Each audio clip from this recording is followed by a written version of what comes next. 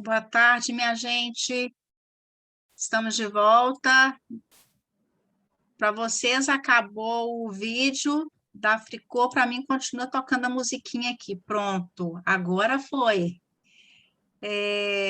Dando prosseguimento ao nosso encontro, nós queremos convidar, anunciamos que a partir de agora nós teremos as duas últimas palestras, serão do Dr. Fernando Jorge, que vai falar sobre as vacinas nas pessoas com DI, e do Dr. Gustavo Lima, que vai falar para nós sobre o tratamento convencional na doença de Crohn e na retocolite. Para apresentar o Dr. Fernando, ninguém melhor do que a presidente da DI Paraíba, a doutora Bruna, nossa querida. A palavra é sua, fiquem à vontade, bom evento para todos. Obrigada, Patrícia. Boa noite, gente. Para nossa palestra agora, gostaria de convidar o Dr. Fernando, seja muito bem-vindo, do Ribeirão Preto, chefe da unidade do sistema digestivo do Hospital Universitário Lauro Vanderlei, da UFPB, Universidade Federal da Paraíba, membro titular da Federação Brasileira de Gastroenterologia e do Grupo de Estudos de Doença Inflamatória Intestinal no Brasil, AGDIB. Então, doutor Fernando, seja muito bem-vindo, boa palestra, passo para o senhor a palavra. Obrigado, Bruna, obrigado, Patrícia e todo mundo que compõe DI Brasil, né? Também os demais colegas que me antecederam, né? Pela brilhante palestra, né? Verônica, Jocely também. É um prazer estar aqui com vocês, né? Principalmente para falar de um tema que vem sendo recorrente, né? Nos consultórios, né?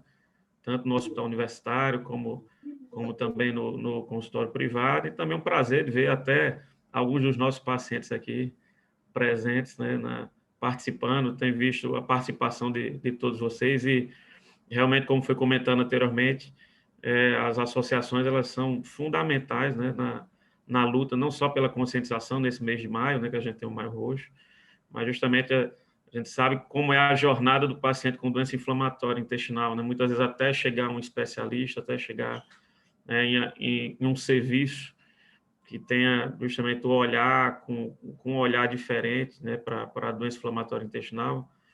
Então, esse trabalho que vocês fazem é fundamental. Deixa eu ver agora, pronto, agora eu estou conseguindo compartilhar minha apresentação. Então, assim, é um bate-papo, na verdade, né, pessoal?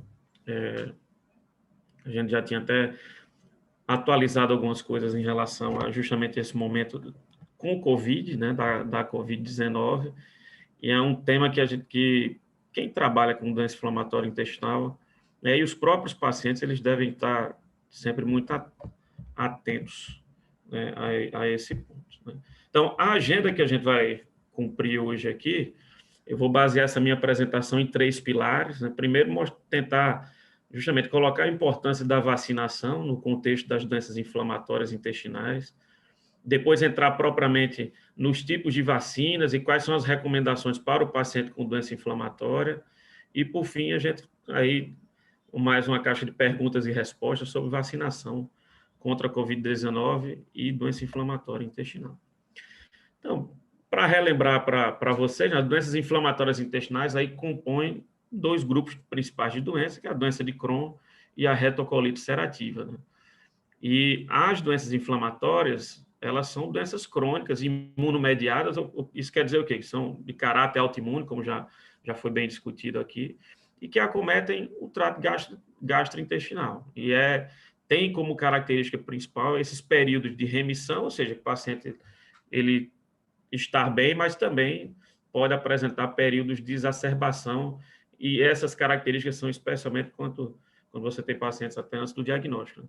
Então, a doença de Crohn, aqui com um modelo esquemático, né? Então, ela acomete de maneira salteada qualquer parte do trato digestivo, desde a boca até o ânus, né? Enquanto que a retocolite ulcerativa, o processo inflamatório, ele começa inicialmente do reto e vai se aproximando, podendo tomar todo o intestino grosso, mas é uma doença limitada às camadas mais superficiais do intestino grosso. A grande importância, uma das grandes importâncias que a gente tem nas doenças inflamatórias intestinais é justamente o crescimento do número de casos, né? Isso acontece não é exclusividade do Brasil, mas especialmente países em desenvolvimento.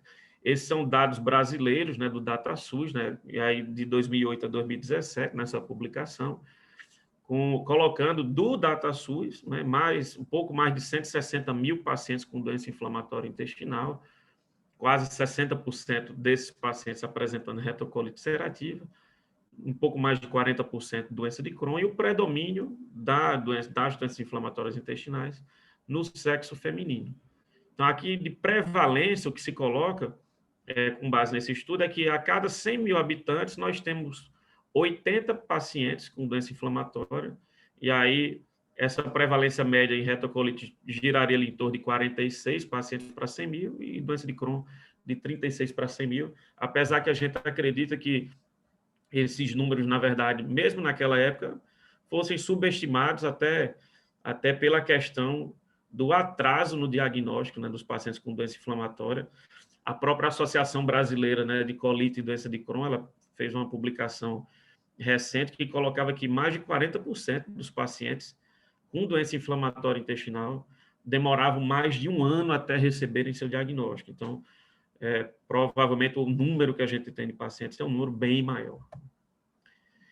E uma das grandes mudanças, na verdade, na abordagem das doenças inflamatórias intestinais é justamente essa mudança que ocorreu quanto aos objetivos de tratamento. Então, anteriormente, até poucos anos atrás, né, na minha época ainda de residência lá na USP, em Ribeirão, a gente tinha como objetivo no tratamento o controle dos sintomas, e esse aparentava ser o único objetivo do que a gente tinha naquele momento, e a gente sabe que isso é parte do objetivo de tratamento, obviamente, para o paciente, é o primeiro objetivo, mas esse objetivo hoje ele vai muito além do controle dos sintomas. É induzir e manter a remissão, ou seja, o paciente ele encontrar-se bem, conseguir colocá-lo numa normalização de número de vezes que vai ao banheiro, de dor abdominal, e manter essa resposta. Prevenir e tratar complicações, né, tanto complicações relacionadas à própria doença, mas também complicações relacionadas ao tratamento, assim como minimizar possível toxicidade que esse tratamento possa ter, né, reduzir e eliminar a inflamação. A gente sabe que a gente sempre discute isso com os pacientes, né? Não basta eu controlar teu sintoma, eu tenho que cicatrizar teu intestino, né? E isso vai garantir no longo prazo uma série de benefícios, como menor taxa de hospitalização, menor número de cirurgias, menor risco de câncer. Esse é o grande alvo do tratamento hoje na doença inflamatória intestinal. Além disso, prevenir o câncer, como eu falei, garantir nutrição adequada, especialmente naqueles pacientes que muitas vezes chegam com status nutricional mais deprimido, vamos dizer assim, e prover suporte emocional. A gente sabe que a doença ela tem um grande impacto na qualidade de vida dos nossos pacientes, e todos esses objetivos são justamente objetivando essa melhora da qualidade de vida e que o paciente ele consiga levar a sua vida de maneira normal. Então, dentro do pilar de vacinação, obviamente, esse aspecto de prevenir e tratar complicações é o que a gente vai acabar abordando um pouco mais. E qual seria a importância da vacinação, né, no contexto das doenças inflamatórias após essa introdução? Então, a gente sabe que os objetivos de tratamento, como eu bem falei, eles vêm evoluindo, os alvos que a gente tem de tratamento, eles vêm se modificando ao longo do tempo, e por conta desse aumento e dessa necessidade hoje de atingir essa cicatrização de mucosa, uma parcela importante dos pacientes ou utiliza ou utilizará imunossupressores ao longo da sua evolução de doença. E a gente sabe que, de uma maneira geral, os imunossupressores, comparado, obviamente, com aqueles pacientes que não utilizam, pode promover um maior risco de infecções. Não quer dizer que o paciente ele vá ter, mas ele se coloca numa posição de um maior risco. E, obviamente, as vacinas, elas reduzem o risco de várias infecções, como a gente vai demonstrar, e a vacina, o contexto da vacinação, ele acaba sendo um pilar do tratamento do paciente com doença inflamatória. Não basta apenas a gente buscar tratar com as medicações, enfim, reduzir essas complicações, e a vacinação é sempre uma coisa que o médico, né, e também o paciente devem estar atentos, né, na abordagem dos pacientes com doença inflamatória intestinal. Então, as vacinações, né, as vacinas não são, na verdade, uma evolução de agora, né? Aqui mostra uma figura, justamente, o que a gente tem de dados da história aqui por volta ali já de 1500, né, na China, já se colocou como o início, talvez, do processo de vacinação, onde aqueles pacientes que tinham varíola, na verdade, com outras pessoas, acabavam fazendo lesões para promover justamente a disseminação daquele conteúdo para aqueles pacientes. Eles viram que isso acabava protegendo os pacientes, as pessoas, na verdade. Mas só em 1798 é que o termo vacina ele foi cunhado, né, com esse médico, né, Edward Jenner, né, na Inglaterra, e porque ele viu que no interior da Inglaterra, aquelas pessoas que tinham contato com animais que tinham tido varíola acabavam não desenvolvendo a varíola humana. E aí, o nome da varíola bovina naquele período era varíola vacina. Então, foi a partir daí que o nome ele foi colocado, e aqui vocês veem nessa foto justamente uma gravura do trabalho dele à época, né, colocando na verdade, o ponto da varíola, né, bovina, no caso, aí para esses pacientes, e aí trazendo o que a gente conhece como vacina. Mas o que são as vacinas, né?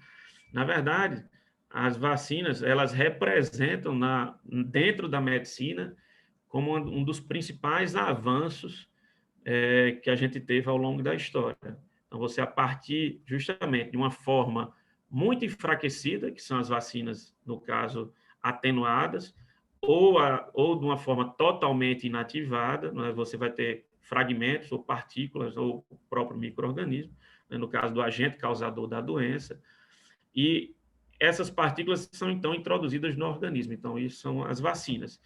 E o que é que as vacinas acabam levando? Então, quando essa forma enfraquecida ou totalmente inativada adentra no nosso organismo, o sistema imunológico, então, as nossas defesas, elas entram em ação e aí geram, a partir desse processo, anticorpos, e esses anticorpos, na verdade, essa geração de anticorpos leva ao que a gente chama de memória imunológica. Então, isso quer dizer o quê?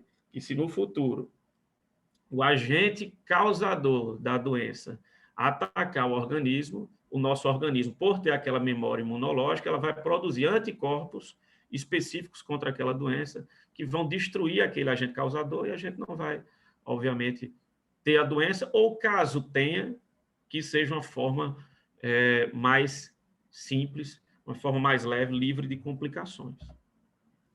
Então, dentre os tipos de vacinas, nós temos a gente divide em dois subgrupos: as vacinas atenuadas, ou vacinas vivas, que são aquelas justamente onde você tem um micro-organismo e você, por vários processos, você acaba reduzindo a potência, na verdade, de infecção daquele agente. E você tem as vacinas inativas ou vacinas não vivas, que aí você tem justamente o agente causador morto, ou fragmento desse agente causador, levando a uma resposta imunológica. E o que a gente tem, né, o que é importante nesse contexto, é que as vacinas atenuadas, elas não devem ser aplicadas nos pacientes em uso de algum tipo de imunossupressor, porque isso pode, ao invés de gerar proteção, mas pode gerar, e no caso, mesmo atenuado, pode gerar, na verdade, a doença. Então, esse é uma coisa que é fundamental na abordagem, por exemplo, dos nossos pacientes que estão em uso de algum tipo de imunossupressor ou do estado de imunossupressão. Mas quem são os pacientes com doença inflamatória que são considerados imunossuprimidos, né? Então, uma coisa importante de destacar é que o simples fato de você ter a doença inflamatória intestinal não deve ser considerado rotineiramente como um imunossuprimido. Na verdade, isso vai depender de outros aspectos. Então, assim, o fato de você ter a doença não quer dizer isso, depende de outros fatores, entendeu? E aí, dois fatores fundamentais nessa consideração seriam justamente o estado nutricional, aqueles pacientes realmente que encontram-se muitas vezes em estados de desnutrição. A gente sabe que a desnutrição leva a uma imunossupressão, e também as medicações utilizadas, né? Aí, então, o médico deve avaliar justamente isso para avaliar se o paciente é ou não imunossuprimido. E dependendo até da medicação, como, por exemplo, dos corticoides, na prednisona, por exemplo, a dose e o tempo de uso também vai ser um determinante para você avaliar esse estado imunológico, né? Então, obviamente, vocês sabem disso, mas reforçar, né, todas as medicações que tratam na doença, que a gente trata ou utiliza na doença inflamatória intestinal são consideradas imunossupressoras, praticamente todas, né? Então, a gente tem a sulfasalazina e mesalazina que não são considerados propriamente imunossupressores, mas os corticosteroides é muitas vezes utilizado em fases iniciais ou de reativação da doença. Os imunomoduladores, no caso, a azatioprina e o metotrexato, né? Agora, os imunobiológicos, né? Inicialmente a classe dos anti-TNFs, né? Onde a gente tem o infliximab, o adalimumab, o certolizumab pegol e o golimumab. Anti-integrina, que no caso aí o vedolizumab, e o outro imunobiológico, o ustekinumab, além da pequena molécula oral, que é o tofacitinib, né? São as medicações que a gente tem disponível para tratamento aqui no Brasil. Essas em verde que a gente colocou são medicações, então, consideradas imunossupressoras. E aí, dentro desse contexto, quais seriam as vacinas que são contraindicadas para um paciente que já está imunossuprimido? Então, são as vacinas, como eu comentei anteriormente, as vacinas atenuadas, que são as vacinas de micro-organismos vivos.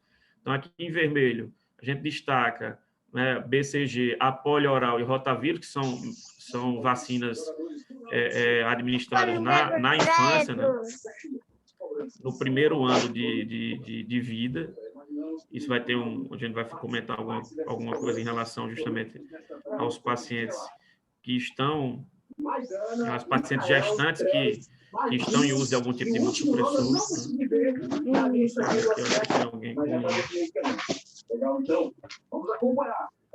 Doutor, só um instante aqui, para descobrir quem que está com o áudio ligado para mutar. Já mutou, já. Já, né? Pronto. Obrigada. Então, isso esses dados também estão disponíveis, né? A gente vai mostrar daqui a pouco, né? No próprio site da Sociedade Brasileira de Imunização, mas é importante, muitas vezes, a gente ter esse conhecimento, justamente para, muitas vezes, você não ser vacinado com aquilo que você não poderia. Na dúvida, é sempre importante contactar o médico ou o serviço para você justamente esclarecer. Por mais que muitas vezes em consulta a gente acaba falando, muitas vezes o paciente se sente seguro novamente em perguntar. Então, é sempre importante isso. Então, essas vacinas, elas são contraindicadas. Elas podem, na verdade, induzir a doença nos nossos pacientes, aqueles pacientes que são considerados, que estão em uso de algum imunossupressor. Então, BCG, que é a tuberculose, vacina para poliomielite oral, né? Polio oral, a gente sabe que tem a polio inativada, que pode ser utilizada também na infância, rotavírus, dengue, febre amarela, a tríplice viral, né, que contempla aí sarampo, rubéola e cachumba, varicela, né, que é a catapora, e herpes zoster, que no calendário vacinal tradicional, ela é recomendada em pacientes a partir dos 60 anos, a depender da situação, se coloca até a partir dos 50, mesmo naqueles pacientes que já tiveram, por exemplo, herpes zoster, né, que aqui no Nordeste a gente chama de cobreiro, mesmo naqueles pacientes, deveria ser utilizado, lógico, que se o paciente não for paciente imunossuprimido. E aí, com relação, na verdade, à recomendação de vacinação e o calendário de vacinação nos pacientes que usam alguma medicação imunossupressora, agora, no início desse mês, né, então a Sociedade Brasileira de Imunização, ela atualizou, né, o seu calendário de vacinação para os pacientes especiais, né, a cada 2 anos ela promove essa atualização e é disponível para todos, né? Então, aqui está o site, depois para quem quiser acessar, os serviços também, né? Até para discussão com os próprios médicos, né? É importante a gente divulgar esse tipo de conhecimento. E aí, a área onde você vai avaliar quais são as vacinas, que eu vou falar agora, está justamente nesse ponto onde você tem a vacinação de pessoas ou com neoplasias ou em uso de drogas imunossupressoras, quais são as vacinas recomendadas, né? Então, quais seriam as vacinas indicadas, né, no caso de um paciente com doença inflamatória intestinal que usa algum tipo de imunossupressor? Então, já foi comentado, né, até por Jocelyn anteriormente, a vacina da influenza, né, a vacina da gripe, que atualmente a gente está, inclusive, em campanha, e acho que até pela questão da vacinação da Covid ainda, pelo menos aqui na Paraíba, a taxa de vacinação ainda é muito baixa, né? Então, aqueles pacientes que, eventualmente, que a gente está recomendando vacinação para a Covid, a gente também está fazendo o reforço da necessidade da vacinação contra a influenza. A dose é uma dose única anual, né, e não há nenhum problema para o paciente na utilização dessas vacinas que eu vou aqui falar. Importante também a vacinação contra outros agentes, né, causadores de infecção, pneumonia. Então, nós temos 2 vacinas disponíveis para pneumonia, né, a pneumocócica conjugada, 20 a 13, né, que é a VPC-13, e a pneumo 23, né, a VPP 23. São importantes, né, a vacinação com as duas. A pneumo 13 é vacinação apenas com uma dose, enquanto que a pneumo conjugada você faz 2 doses com intervalo de 5 anos. Um detalhe aqui é que se o paciente ele vacinar com a 13, ele pode fazer a 23, mas só após 2 meses de ter realizado. Então, fez a 13 primeiro, para fazer a 23, espera 2 meses. Mas se o paciente fez primeiro a 23, então ele tem que esperar 1 ano para tomar a 13. A dupla do adulto, né, que é a vacina justamente contra difteria e tétano, né, então um reforço a cada 10 anos. Né. Vacina contra hepatite A naqueles pacientes que nunca tiveram hepatite A. Então, a gente tem como saber isso por meio de exame, nem todo paciente vai apresentar a forma clássica da doença, que é na infância, com olho amarelo, que a gente chama de icterícia. Então, por meio de exames, até antes da imunossupressão, enfim, ou durante o acompanhamento do paciente, você pode saber, é muito frequente a infecção por hepatite A no Brasil, né? Mas naqueles não susceptíveis, principalmente no adulto, quando adquirem hepatite A, acaba sendo uma forma mais grave da doença do que quando comparado na infância. Então, por isso que é importante, naquele paciente que nunca teve hepatite A, você vacinar, e a vacinação contra a hepatite A é feita com 2 doses, né, com intervalo de 6 meses entre elas. A hepatite B, no caso do paciente imunossuprimido, é realmente importante, há uma recomendação, né, de, ao invés das 3 doses tradicionais, realizar 4 doses, e com o dobro da dose para poder permitir essa imunização. Normalmente, naqueles pacientes que vacinam 1 a 2 meses após o término da vacinação contra a hepatite B, você pode checar esse status vacinal por meio de exame laboratorial, que é o anti-HBS. Se o anti-HBS estiver acima de 10, então você conseguiu aí a imunização. Caso o paciente persista negativo, você pode repetir essa vacinação contra a hepatite B. Naqueles pacientes que não são vacinados para hepatite A nem para hepatite B, né, com menos de 16 anos, existe uma dose, ou quer dizer, existe uma vacina que tem as duas proteções, né, então é feita em 2 doses para os menores de 16 anos e 3 doses naqueles a partir dos 16 anos. Pode ser uma opção a depender de cada caso. Né?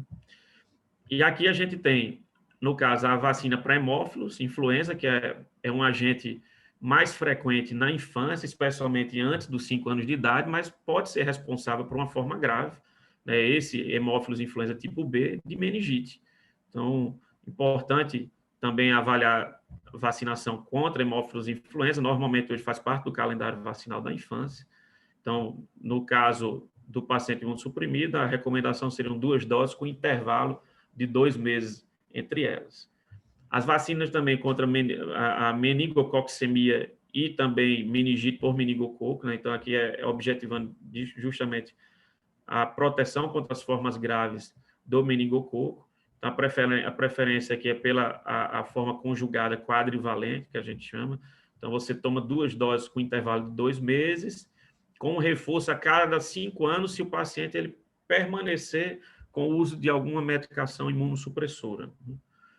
E naqueles pacientes entre 9 e 26 anos de idade, independente aqui do sexo, então, tanto para o sexo feminino como para o sexo masculino, é importante a gente recomendar né, a vacinação contra HPV, né, aí no caso do paciente imunossuprimido, a recomendação são 3 doses. Então, a primeira dose você toma, a segunda com 1 mês e a terceira com entre 2 a 6 meses da primeira dose que você tomou. Então, é importante também, a gente sabe que o HPV é um agente importante, né, de disseminação, especialmente para câncer de colo uterino, e a vacina ela confere justamente proteção contra as formas mais graves de HPV que possam estar gerando câncer. Então, é importante, se a gente tem não só pacientes imunossuprimidos, mas também naqueles pacientes imunocompetentes, como a gente chama, né, a vacinação também contra HPV. Uma dúvida que sempre surge, especialmente, por exemplo, naqueles pacientes ainda que não estão em imunossupressão ou que irão iniciar, né, quanto tempo após essa vacinação eu poderia começar a tomar a minha medicação? Então, no caso, um azatioprina, um metrexato, um imunobiológico, enfim. O que a Sociedade Brasileira de Imunização recomenda é esperar 4 semanas, no caso de vacinas vivas, né? Nem sempre a gente tem esse tempo, principalmente, às vezes, quando o paciente já chega, muitas vezes com atividade importante de doença, com indicação, às vezes, de imunossupressor. Mas, quando possível, e isso aqui é importante, especialmente naqueles pacientes que estão em uso de droga não imunossupressora, como mesalazina e sulfasalazina, você aproveitar para atualizar o cartão vacinal, não só com as vacinas que são recomendadas para quem é imunossuprimido, mas também aquelas vacinas com vírus ou outros micro-organismos vivos, aproveitar essa janela. Quando não é possível, né, assim, normalmente, na impossibilidade de aguardar, se você ainda depender do caso, você pode manter um intervalo mínimo de 2 semanas até o início da imunossupressão. Você poderia atuar dessa maneira com as vacinas com vírus ou outros micro-organismos vivos. Naqueles pacientes que já estão em uso de imunossupressor, como eu disse, às vezes a gente não tem essa janela, né, de oportunidade para essa realização. Então, acaba restrita aí a vacinação com os agentes aí, inativos ou mortos, como eu acabei de mostrar. Uma outra pergunta que se coloca é justamente, que a gente sempre também aborda com as pacientes que estão em uso de imunossupressores durante a gestação, né? Então, gestantes que estão em uso de imunossupressor, o calendário vacinal dos filhos muda? Então, no caso, para quem utiliza a azatioprina e certolizumab, elas não ultrapassam a barreira placentária, né? Até como Verônica colocou. Então, isso aqui, a vacinação segue o calendário vacinal habitual da criança. Agora, naquelas pacientes que utilizam infliximab, adalimumab, golimumab, vedolizumab ou ustekinumab, aí a recomendação é de você adiar as vacinas atenuadas desse período da criança. Então, vacina para tuberculose, a polio oral você pode substituir pela polio inativada e vacina por rotavírus, elas devem ser adiadas por 6 meses. Isso é o que se coloca especialmente nas principais recomendações no mundo. Aqui no Brasil se coloca de 6 a 8 meses. Então, é importante ter esse cuidado, mesmo naqueles pacientes que no último trimestre, por exemplo, por um acaso, suspenderam a medicação, né, por orientação médica. Então, a recomendação ainda na Sociedade Brasileira de Imunização, mesmo assim, para conferir maior segurança para a criança, para o bebê, você adiar essas vacinas, essas 3 que a gente comentou aqui, por pelo menos 6 meses. E as vacinas para a COVID, né? Então, essa tem sido um ponto de grande discussão, né, nos consultórios, né, e motivo de muita discussão, inclusive no grupo de estudo de doença inflamatória intestinal do Brasil, né, que é o GDIB, que é o nosso grupo aí que leva à frente justamente a doença inflamatória intestinal, também conjuntamente aqui com a ABCD e daí Brasil, né, faz um trabalho muito importante. Então, foi criado um comitê, né, para avaliação justamente desde do surgimento dessa pandemia, e esse posicionamento que eu vou mostrar para vocês, foi publicado esse ano, no início de janeiro, uma iniciativa importante de orientação, né, não só dos médicos, mas também para os pacientes quanto à questão da vacinação, né, da SARS-CoV-2, né, da COVID-19, nos pacientes com doença inflamatória intestinal. Então, nesse documento, coloca inicialmente quais vacinas estão disponíveis atualmente. A gente sabe que no Brasil a primeira que a gente teve à disposição foi a Sinovac, né, a Butantan, que é a Coronavac, posteriormente a de Oxford, a da AstraZeneca, né, da Oxford. A gente já tem hoje ainda uma pequena quantidade, mas já em utilização a vacina da Pfizer e a expectativa a gente teve uma notícia do Ministério da Saúde nesta semana, né, conversação em relação à vacina da Moderna. Né. Todas as vacinas, né, elas são contempladas em 2 doses. Quanto ao intervalo entre a administração, só a Butantan tem um intervalo um pouco mais curto, né, comparado com as outras, né, o que se coloca no Brasil, por exemplo, da de Oxford, da Pfizer, aí é justamente, principalmente de Oxford, a questão tem sido, pelo menos aqui na Paraíba, 3 meses entre uma aplicação e outra, né, e a do Butantan, Coronavac, tem sido de 4 semanas, né. O mecanismo de ação, não vou entrar tanto em detalhes quanto a isso, né? Todas elas são vacinas inativadas, né? A da Pfizer, da Moderna, na verdade, ela codifica uma proteína, né, do vírus, do próprio vírus. A de Oxford, da AstraZeneca, ela usa um outro vírus, né, que ele não se replica, ele contém os genes, né, contém a proteína do vírus, enquanto que a Coronavac é o próprio vírus inativado. Né? Questões de armazenamento, que é muito mais para justamente setores de logística, né? Mas a da Pfizer, por exemplo, precisa de uma câmara fria mais importante, né? Enquanto que a de Oxford e a Coronavac, temperaturas maiores, né? O pessoal da Secretaria de Saúde pode acondicioná-las, né? Aqui uma coisa que sempre perguntam, né, dos pacientes, né, em relação à eficácia. Então, a vacina da Pfizer, da Moderna, elas possuem acima de 90%, né, de eficácia, de acordo com os estudos. Da AstraZeneca, 70%, né, isso especialmente de proteção, de eficácia. Né. Agora, a Coronavac, o que se coloca no geral, de 50,38%. No caso de proteção, aí nos casos leves, 78%, e nos casos moderados a grave, 100%, que isso que é o que acaba importando. Né? A gente sabe que nenhuma vacina, né, isso não vale só para a Covid-19, mas para outras vacinas, a gente não tem como conferir, né, não tem como garantir no paciente 100% de cobertura, mas é importante a vacinação. A vacinação é o nosso único meio aí de proteção. Para vocês terem uma ideia, a gente vai falar mais um pouco da questão justamente dessa relação da eficácia das vacinas de Covid, por exemplo, e com as vacinas da gripe, né? E daqui a pouco a gente comenta um pouco acerca disso. Uma outra pergunta feita, né? A imunossupressão afeta a eficácia da vacina contra a Covid-19? O que a gente sabe, na verdade, isso com base em outras vacinas comuns, como, por exemplo, da gripe, por exemplo, ou da pneumonia, a imunossupressão pode, sim, resultar em alguma redução na formação de anticorpos e numa menor resposta vacinal. O que a gente teve, inclusive, né, nesse final de semana estava tendo o Congresso Americano de Gastroenterologia, a gente teve a oportunidade de assistir, e uma mesa sobre a discussão justamente de alguns na verdade, da eficácia, né, de alguns imunobiológicos, por exemplo, se realmente reduziria ou não.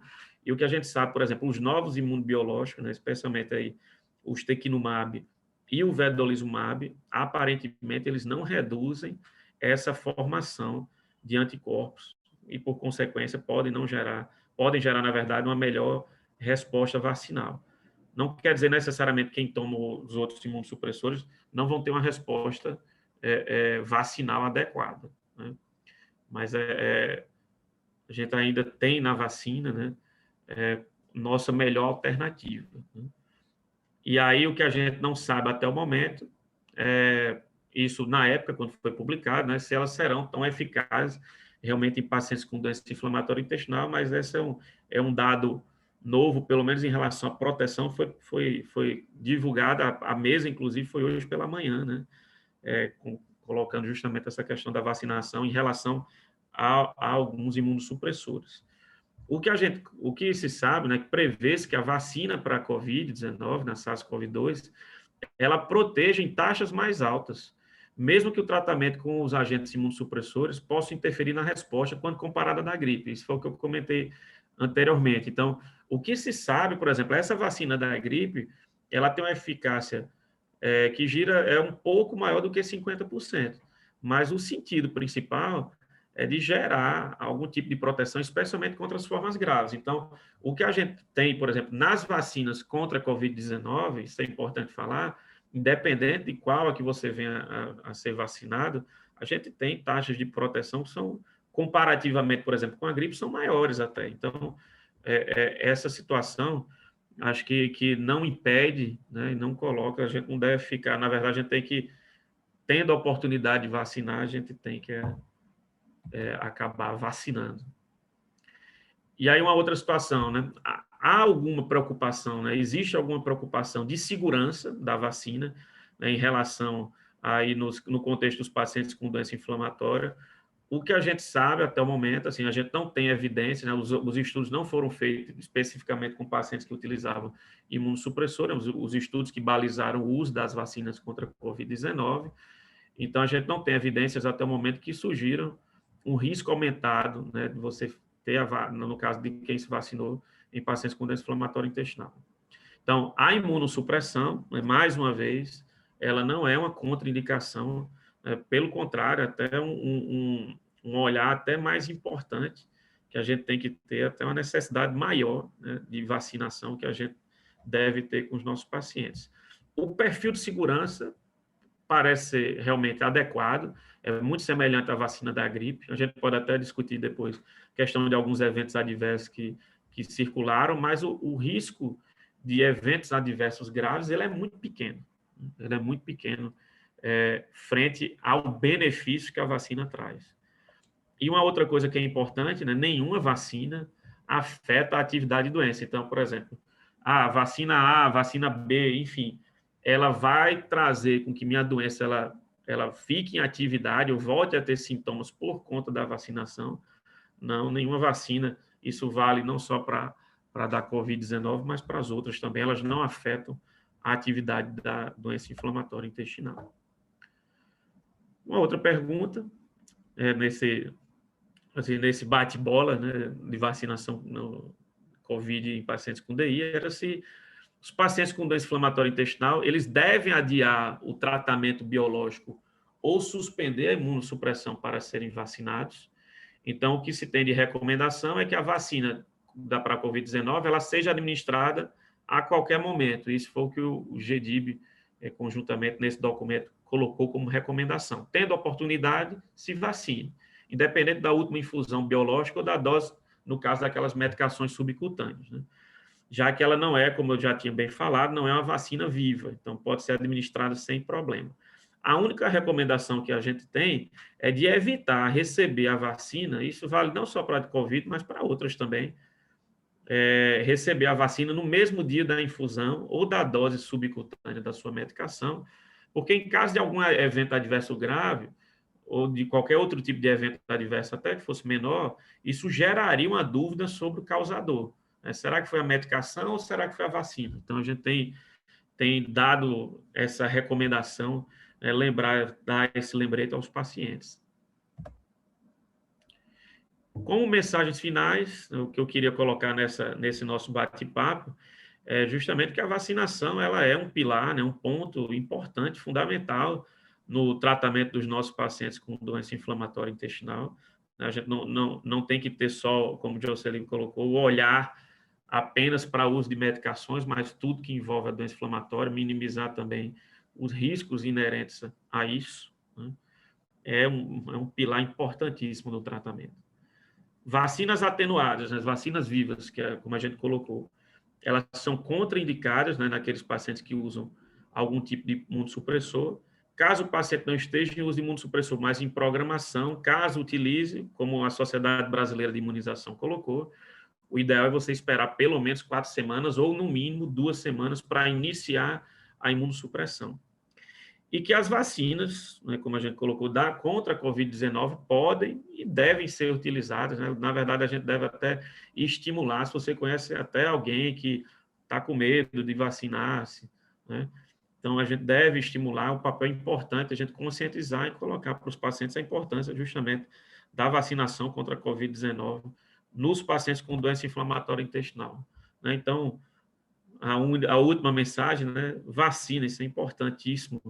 E a gente tem visto, acompanhado, especialmente nas formas graves de doença, como a vacina tem sido benéfica, né? Reduziu muito a internação, especialmente de pacientes, agora, nesse momento, pacientes de mais idade, mais idosos, tem sido um ponto importante, né, no combate, e é a nossa melhor estratégia de combate a esse vírus. Então, quem não vacinou ainda, né, tendo a oportunidade, a gente não pode deixar, né, deixar essa mensagem: vacine-se sem medo.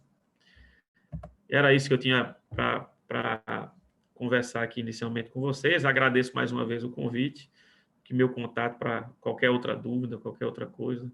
Estamos sempre à disposição de vocês. Obrigado, pessoal. Doutor Fernando, muito obrigada, muito obrigada. Foi muito esclarecedor. E eu, enquanto o senhor estava falando, eu estava fazendo um compilado aqui das perguntas, as inúmeras perguntas que chegam para a gente todo dia na DI Brasil, pelo WhatsApp, por e-mail, no direct, no No Instagram, Instagram. em comentário no site. Aí o senhor começou a fazer o bate-papo, de perguntas, não ficou nada, doutor. Então, se alguém tiver alguma pergunta, que fale agora ou cale-se para sempre. Mas foi muito esclarecedor. As dúvidas, as demandas que nós tínhamos aqui, não temos mais. Vamos ver se tem mais alguém que tem alguma pergunta aqui no chat. Alguém que queira. A Lúcia Helena levantou a mão. Pois não, Lúcia? Ai, meu Deus, eu estava ansiosa por essa palestra, porque, assim, quando já tem 1 ano e 7 meses, né? Então, nessa caminhada aí. E aí, eu fui e tomei a vacina da gripe e da febre amarela. Por ser profissional de saúde, foi tudo de uma vez. E aí, foi logo, eu tive os sintomas. E aí, eu fiquei associando a vacina. Aí foi o diacho da vacina, eu tive dengue, tive todas essas consequências e tal. E aí foi desesperador, né? E eu falava assim para toda a minha família: se vocês tiverem alguma coisa crônica, gente, procura buscar alguma coisa, porque pode dar problema tal. Aí os médicos na qual eu tinha passado, né, por toda a triagem, falava: você não pode tomar nenhum tipo de vacina de vírus vivo. E eu chegava e perguntava: gente, é de vírus vivos ou não? Então, tinha pessoas que trabalhavam na sala de vacina e não sabiam especificar o porquê. E aí, agora, tem muito esse problema. E as pessoas chegam e falam assim: o paciente está com muita frescura, exigindo qual tipo de melhor vacina. Então, eu falo porque eu ouvi isso. Então, foi uma realidade que, às vezes, fala assim, tudo bonito, mas, na realidade, às vezes, tem pessoas que não estão capacitadas à frente de um departamento de orientar. Aí, agora, o senhor falando sobre a questão da vacina da gripe, eu tomei a da Covid, mas eu não tomei a da gripe, mesmo fazendo uso, né, do infliximab. Mas aí já me esclareceu assim, que você pode ter esse intervalo. E então eu tomei a da Covid, foi com intervalo de 14 dias para me fazer a sessão, que eu faço mensal. E aí saiu um monte de manchas no meu corpo que poderia ter sido associado a algum tipo de reações. Isso. E aí a médica falou assim: olha, não sabe se essa vacina no seu corpo vai ter total efeito por ser uma paciente imunossuprimida. Aí fica a dúvida. Isso procede? Vale a pena? Como é que... Porque para a gente tem muita informação que a gente fica perdido. Você tocou nos pontos importantes, Lúcia. Primeiro, boa noite, obrigado pela pergunta. Existe realmente, assim, o que eu falo para os meus pacientes: na dúvida, entre em contato. Entendeu? Na dúvida, entre em contato. Por mais que às vezes a gente, no consultório, né, às vezes a gente acabe abordando e fale, mas às vezes aquela informação, muitas vezes acaba, o paciente pode não lembrar, pode gerar uma dúvida naquele momento que vai tomar, né? Por mais que às vezes ele tenha aquela segurança, mas na hora gera uma dúvida: será que eu posso tomar essa vacina? Então, na dúvida, é sempre bom esclarecer. Você disse que tomou, por exemplo, febre amarela, né? A gente teve até um período, o pessoal de Minas Gerais, por exemplo, passou muito por isso. Né? Foi o caso, fui fazer uma viagem para lá, tive que tomar. Exatamente, a gente teve algumas situações dessas, o pessoal de Minas até fez uma publicação em relação a isso, de alguns pacientes que tomaram, mas que, graças a Deus, não tiveram nenhum tipo de desenvolvimento da doença, que isso poderia acontecer, né? É uma vacina de vírus vivo, entendeu? Mas, por bem, como você também acabou não acontecendo nada. O que eu digo é o seguinte, a gente realmente, nessa mesa hoje que a gente teve a oportunidade de ver, realmente parece que o grupo do infliximab, né, os anti-TNFs, eles parecem reduzir um pouco a formação de anticorpos contra a Covid-19. Mas isso não quer dizer que você não vai estar protegido, entendeu? Uma coisa é certa, se você não se vacinar, você não vai ter proteção, entendeu? Então, isso é o que a gente sempre coloca, entendeu? Ah, mas eu vou tomar uma vacina que talvez não é que não vá proteger, entendeu? Ela protege contra as formas, especialmente contra as formas graves, né? Quem não quer, por exemplo, é o que eu disse, né? Até a gente discutindo assim, se você tivesse quem não quer aquela coisa, se você vai ter Covid-19 e se você tem ali uma garantia de fazer uma forma leve, né, a gente não tem essa garantia. A vacina ela pode colocar isso. Daqui a pouco vai. Então acaba que isso de todo modo gera benefício. Então, por exemplo, você teve alguma manifestação na pele, né? E tudo, por exemplo, se você tomasse no mesmo momento, né? É a medicação, foi a vacina, então essa é a recomendação que a gente coloca porque pode gerar dúvida. Às vezes pode ser, por exemplo, uma reação, você possa ter até a medicação, por exemplo, às vezes uma reação infusional, e na próxima infusão que fosse, você poder ter uma forma, às vezes, mais grave, por exemplo, de uma reação infusional, entendeu? Então, e quem foi o que gerou isso, entendeu? Então, geraria dúvida para a gente e uma insegurança quanto. Então, o ideal realmente é você não tomar a vacina, né, no mesmo dia ou da infusão ou da injeção subcutânea, né? Uma outra coisa, né, que os pacientes também abordaram era a questão, por exemplo, o risco de trombose, né? Tem sempre sido uma pergunta também recorrente. Então, o risco de trombose que a gente tem com a vacina a de Oxford, né, da AstraZeneca, ela é de 0,0006. Então, é um evento extremamente raro. Lógico que quando você tem um evento que acontece, é divulgado, há muitas vezes uma generalização, entendeu? Mas o risco de trombose que tem com a Covid é muito maior, entendeu? Então, em alguns estudos, chegaram a 16%. Então, o benefício que a vacina traz frente a um risco é um benefício muito grande. Não só para você, mas também para quem convive, né, com você. Então, é importante vacinar-se. Então, só essa da vacina da gripe, né? Que como faço mensal, que no momento eu não vou poder tomar ela, né? No momento é isso. Mas né? assim, a vacina da gripe, na verdade, é uma vacina de vírus morto. Você pode tomar sim, entendeu? Não há problema, entendeu? Quanto à vacinação. Quanto a isso, não teria problema, entendeu? A questão só que a gente pede é de não tomar no mesmo dia. Mas você poderia, como você já está com a dose otimizada do infliximab, você poderia colocar justamente aí com 2 semanas após a infusão, por exemplo, se fosse para conferir, por exemplo, uma maior segurança para si, né? Mas é uma vacina de vírus morto, você pode e deve fazer, sim, importante. A gente está passando, vem essa fase agora, então é importante a gente se vacinar e olhar justamente o cartão vacinal, que é uma coisa que a gente sempre pede para os pacientes após um diagnóstico, né? No final, a gente sempre aborda de trazer o cartão vacinal para a gente poder atualizar. E uma outra situação, nem toda vacina que a gente colocou, a gente encontra em unidade básica de saúde.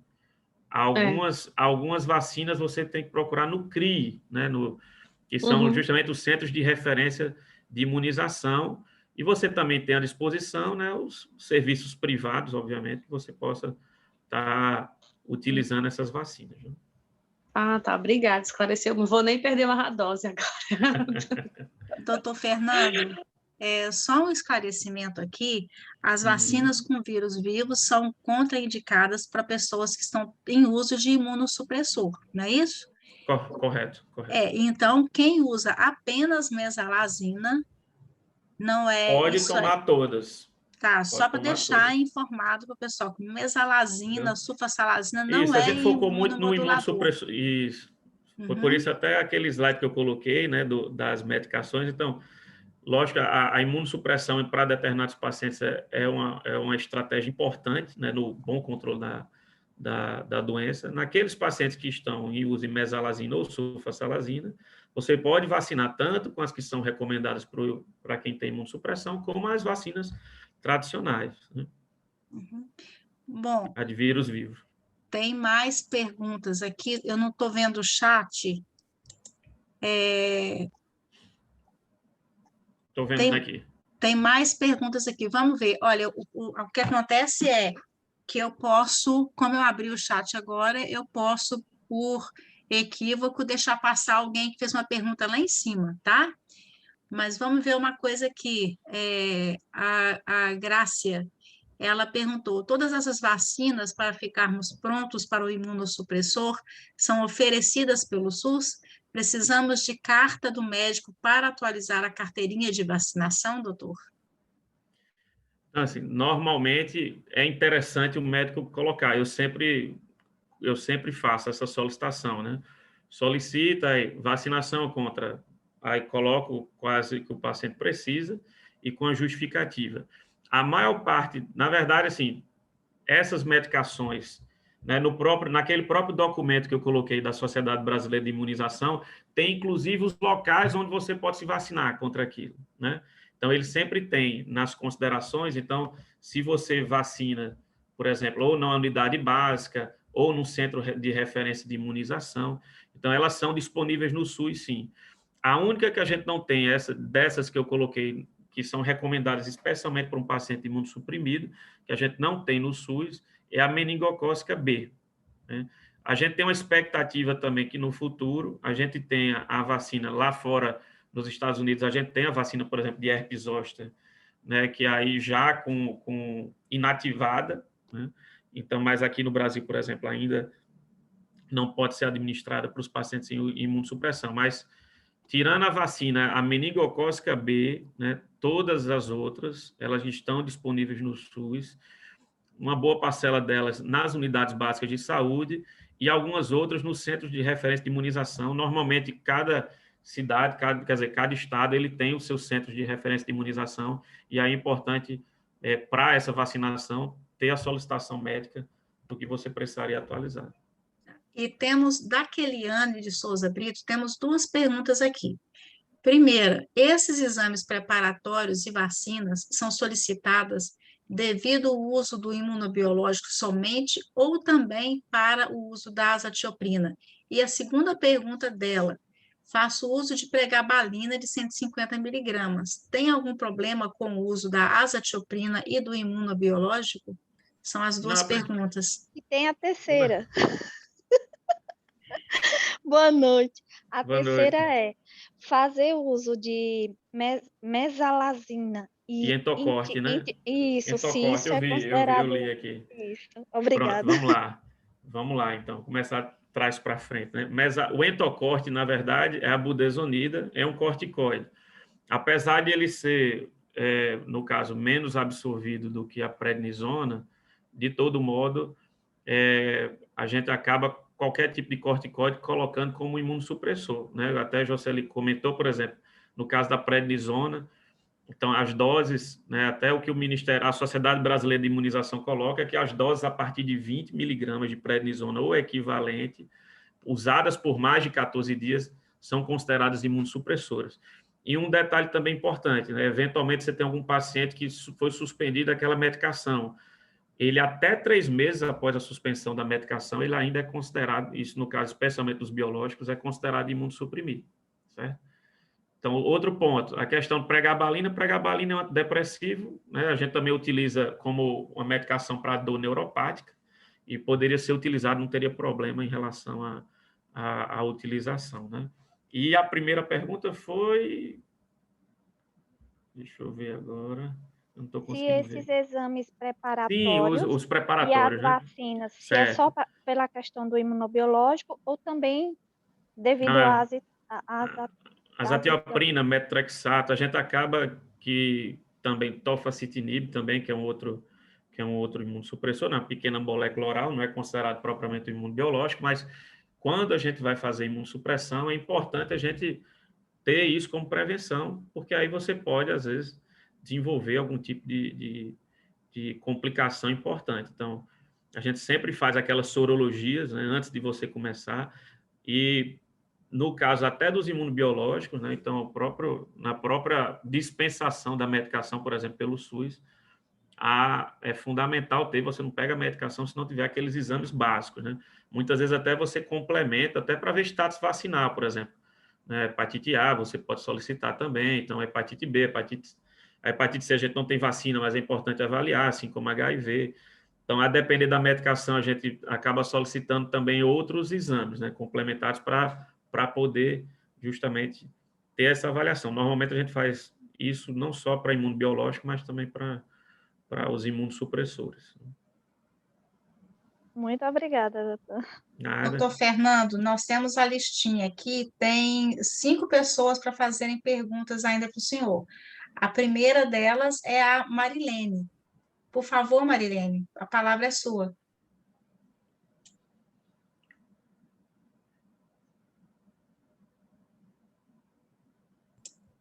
Marilene. Bom, vamos passar para a próxima, então, que a Marilene não está aqui, eu não está conseguindo abrir o microfone dela. Camila, por favor. Oi, vocês estão me ouvindo? Sim, estamos. Sim, Camila, estou ouvindo. Tá, é o seguinte, eu tive herpes zoster, né, já faz uns 2 anos. Aí eu tenho retocolite, né, ulcerativa, e eu só uso o Mesacol. Aí eu queria saber em relação à vacina do herpes zoster, se o ideal seria eu tomar essa vacina, ou se não, como eu já tive a herpes zoster, se ela não vai fazer efeito, ou se não é recomendável que eu tome essa vacina, como que é assim no caso? Na verdade, assim, o calendário vacinal tradicional no Brasil recomenda a vacina para herpes zoster a partir dos 60 anos, mas ele considera, por exemplo, a partir dos 50. Né? No teu caso, como você usa mesalazina, e o que a gente falou é que, por conta dessa mudança de tratamento que a gente tem nos objetivos do tratamento, e a possibilidade de, em algum momento da sua doença, precisar, talvez, de escalonar esse tratamento de mesalazina para algum imunossupressor, eu recomendaria sim, no seu caso. No caso de quem já teve herpes zoster, pode tomar sim a vacina, pode proteger, né? A própria Sociedade Brasileira de Imunização coloca isso. A única recomendação que se faz é se você teve, vamos dizer assim, uma crise, né? Se você teve uma atividade do herpes zoster no último ano, né? Você deve evitar a vacina nessa janela de 1 ano, entendeu? Então, o ideal seria esperar 1 ano. E como você não está nesse momento com nenhum imunossupressor, poderia tomar a vacina, né? Agora, por conta da questão de idade, essa coisa toda, provavelmente o Centro de Referência e Imunização talvez não a vacinasse. Então, o que eu sugeriria para o teu caso era talvez procurar justamente o setor, às vezes, privado, para avaliar a possibilidade justamente de vacinação. Obrigada, Entendi, doutor. muito obrigada, viu, doutor? Nada, Camila.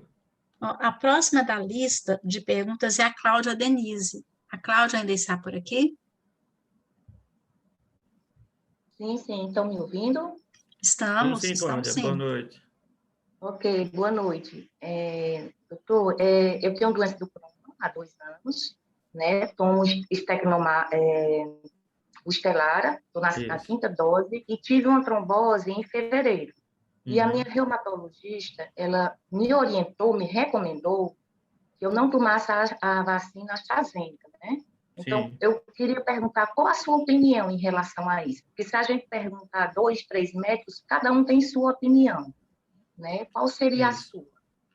Acho assim, a gente sabe que, por exemplo, a doença inflamatória, especialmente quando muito ativa, ela pode representar um risco, né, de trombose. Se a gente colocar de uma maneira geral, o risco de trombose, como eu disse, da vacina, segundo os dados mais recentes que a gente tem, é muito baixo.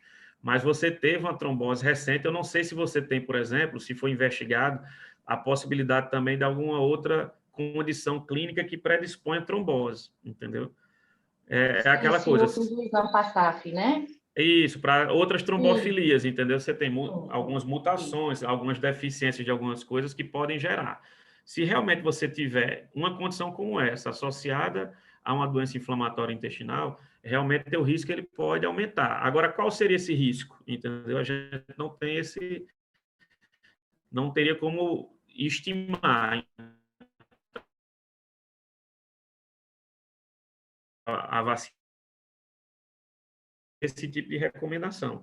Mas, mais uma vez, a gente não teria como estimar, no teu caso, de colocar qual seria o real risco, entendeu? Então, tendo em vista até essa trombose recente que você tem, eu acho que é prudente a sua reumatologista, como ela teve esse cuidado especial. ok.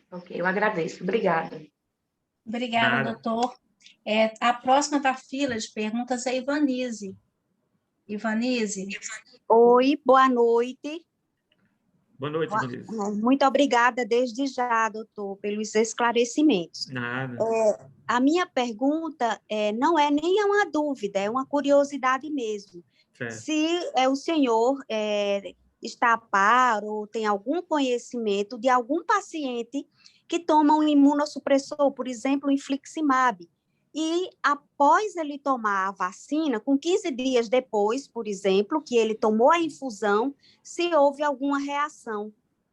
Eu tenho alguns pacientes, Ivanise, que tomam infliximab e que tomaram a vacina e, sinceramente, assim, acho que só um ou outro tiveram efeitos, mas muito, muito modestos, entendeu? Uma dor no corpo, é uma coisa muito tranquila, né? Assim, em relação à vacinação dos pacientes, por exemplo, que estão aí falando especificamente não só do infliximab, mas com outros imunobiológicos. De uma maneira geral, os eventos, quando presentes, a gente viu numa minoria e foram eventos muito leves, né? Até os pacientes que a gente deixou solicitação, essa coisa toda para vacinação, a gente sempre pede que qualquer coisa entre em contato com a gente, né? Para também para nos informar e também a gente ter algum tipo de conduta, né? Algum tipo de atenção quanto a isso. Mas aqueles que depois voltaram em consultório, ou que a gente teve a oportunidade de conversar, ou que vieram atrás justamente de reportar, foram muito poucos, né? E sintomas muito, muito leves. Obrigada. Nada. Obrigada, doutor. E vamos para a última pergunta da Maria Tânia. A Maria Tânia está por aqui agora? Maria Tânia? Maria Tânia? Bom, acho que ela está sem áudio ou ela se ausentou. Deixa eu parar a gravação aqui para a gente fazer para nós conversarmos e fazer a nossa despedida, nossos agradecimentos. Só um instante.